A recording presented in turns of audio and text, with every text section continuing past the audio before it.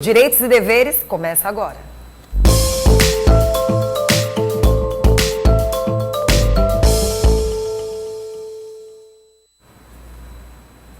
Bom, que maravilha, já estamos aqui no estúdio com a doutora e a doutora vai justamente conversar com a gente sobre esse assunto, né? Você tá de férias? Tá curtindo umas férias aí, vai viajar? Você sabe quais são os seus direitos, mas também quais são os seus deveres na hora de você fazer essa viagem? Se você se programou de forma antecipada ou se você não se programou, você tem que saber de algumas dicas importantes. Doutora, tudo bem? Seja bem-vinda ao nosso programa. Muitas pessoas estão de férias, outras vão curtir só o final de semana, enfim, existem vários cuidados e aí a gente chega logo perguntando quais são os cuidados que a pessoa deve ter, né, no momento que ela ainda não reservou aquela viagem, mas vai viajar num final de semana. Ela tem que ter alguns cuidados relacionados a estas passagens, sejam elas para uma viagem que foi reservada antecipadamente ou uma viagem que de repente é para o final de semana, é de trabalho, para passeio. O que ela tem que ficar atenta, principalmente hoje, com tantas doenças aí no mundo também? Bom dia a todos. Estou aqui para prestar alguns esclarecimentos para vocês. Então, vamos lá. Todo mundo gosta de viajar, curtir as férias. Então, a sua viagem, você tem, primeiramente, se programar. Quando você for comprar o seu bilhete de passagem, ficar bastante atento às informações prestadas, seja pela companhia aérea, como se for uma viagem de ônibus. Você tem que ficar atento aos horários, reservar a documentação. Agora, por conta da pandemia, é necessário apresentar o comprovante de vacinação, é necessário o uso de máscaras e seguir todas as orientações pertinentes, como não fumar a bordo de ônibus, de avião e o uso da máscara. O uso da máscara é necessário em todas as situações a partir do momento que você parte para o passeio, né? Dentro do ônibus também? Sim. Todos os locais fechados, né? Como foi determinado, então é importante que as pessoas fiquem atentas a isso. Doutora, ainda falando dos cuidados relacionados à reserva de viagens, digamos que mudou algo. Aquela pessoa, quais são os direitos dela relacionados a essa reserva? Por exemplo, digamos que mudou agora algo que vai acontecer e a pessoa fez o cuidado com a reserva ou já está com essa passagem comprada. O que ela ganha ou o que ela perde relacionado a esse assunto quando é assunto de saúde, digamos que esteja acontecendo em todos os estados? Uma medida, por exemplo, no Brasil. Pronto, a regra é que a companhia aérea, no caso de avião, ele pode alterar esse voo em meia hora, no caso de voos domésticos, em 1 hora, em voos internacionais, sendo que tem que ser avisado ao consumidor com 72 horas de antecedência. Não sendo nesses casos, se a companhia aérea alterou o horário do voo ou cancelou, ele tem que prestar assistência material ao consumidor, ou seja, eu estou aqui com o meu bilhete, vou viajar, chego lá, atrasou. Então, a companhia aérea ela tem que me prestar assistência material. Atrasou 1 hora, ele tem que me fornecer telefone, internet, para eu poder me comunicar com os meus familiares, tomar as providências para resolver o caso. 2 horas, alimentação. 4 horas de atraso, acomodação. Eu preciso ir para um hotel, preciso pernoitar, caso não seja possível o embarque em outra companhia ou por outra forma. Então, o consumidor ele tem que ficar assistido materialmente nesses casos. A gente tem falado muito sobre a questão do Covid porque é algo que a gente vive, né? A gente ainda não sabe até quanto tempo ainda vamos viver essa situação. Então, é importante que a gente chame muito atenção.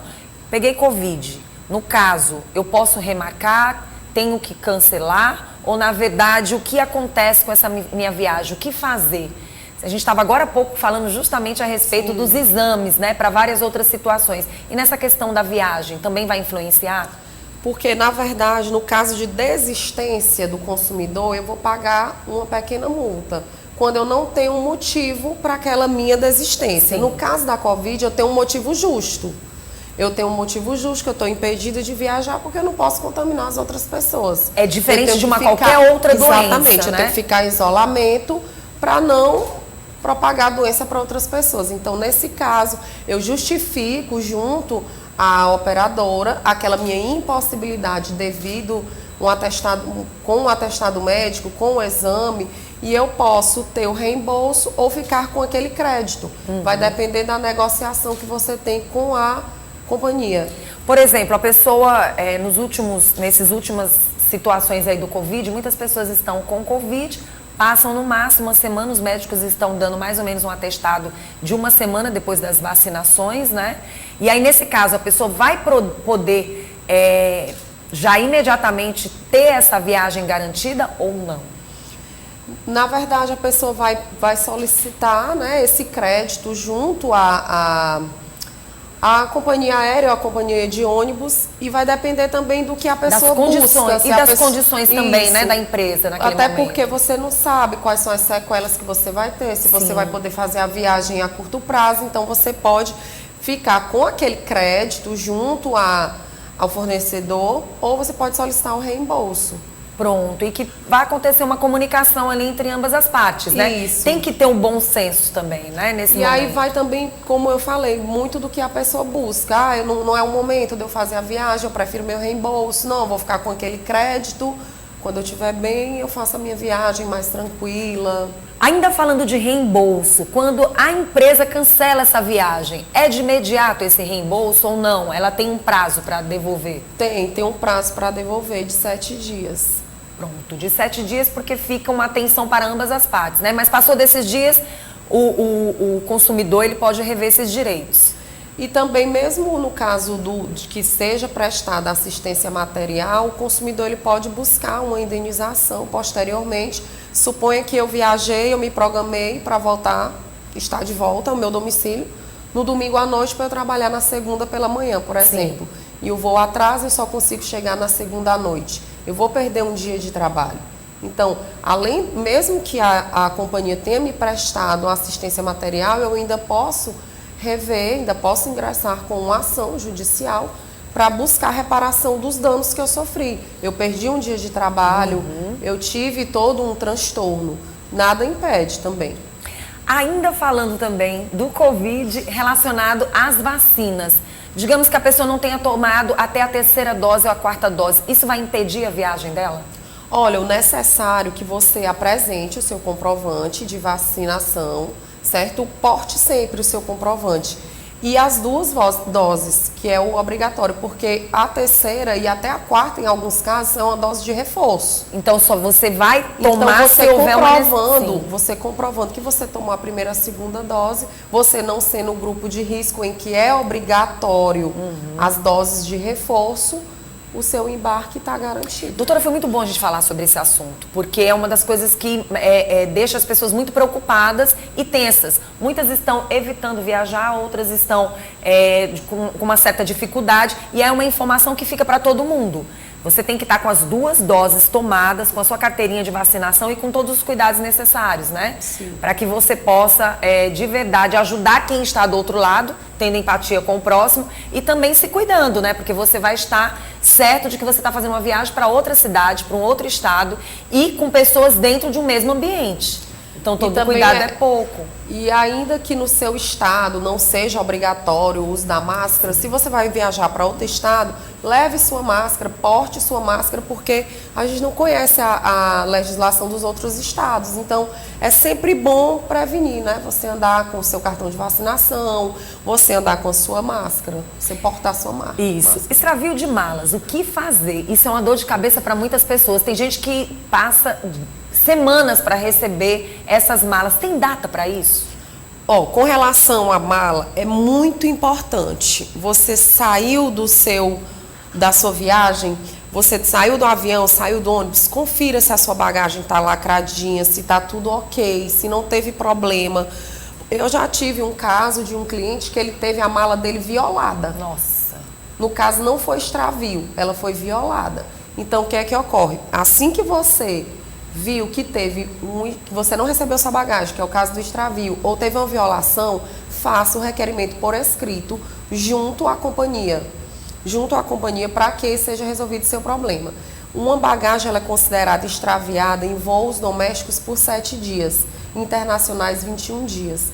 Então, esse é o prazo que eu acho até um prazo grande. Imagine só você fazer uma viagem internacional e você passar esse monte de dias sem a sua bagagem. Então, o interessante é que você, assim que você saia, você verifique logo se está tudo ok, faça a reclamação e informe o endereço em que vai ser devolvida a bagagem.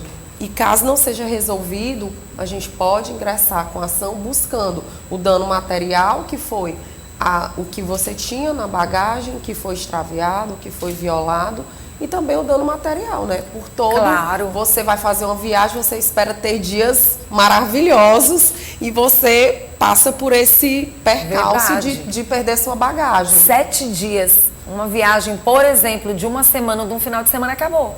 É complicado, realmente tem que ficar atento. Mas assim, ainda falando das malas, por exemplo, cadeados. Muitas pessoas costumam fazer suas viagens e colocar um cadeadozinho na sua mala. Mas em algumas situações parece que foi reclamado situações desse tipo. É um direito do consumidor? Se caso ele quiser viajar de um lugar para o outro, por exemplo, já passou daquela situação que você tem que mostrar suas malas, que tem que dar uma olhadinha, mas colocar o cadeado para de repente ela ir para embarcar, é algo errado? Não, é uma medida de segurança a mais que o consumidor tem com aquela sua bagagem, que o custo é dele, né, do cadeado.